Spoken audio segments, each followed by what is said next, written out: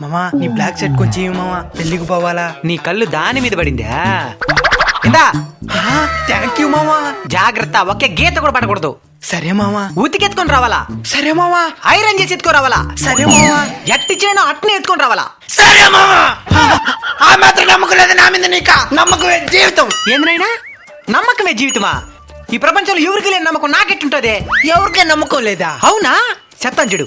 Bank వాళ్ళకి నమ్మకం లేకుండా రాసే పెన్నును కూడా కట్టి పెడతారు. జిరాక్స్ షాప్ వాళ్ళకి నమ్మకం లేకుండా స్టాప్లర్ ని కట్టి పెడతారు.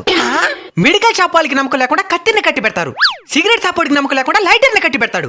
ఫ్రీగా నీళ్ళు ఇచ్చే చలివేంద్ర వాళ్ళు కూడా నమ్మకం లేకుండా గ్లాస్ ని కట్టి పెడతారు. అమ్మాయిలకి అబ్బాయిల మీద నమ్మకం లేకుండా మొఖానికి చున్నీ కట్టి పెడతారు.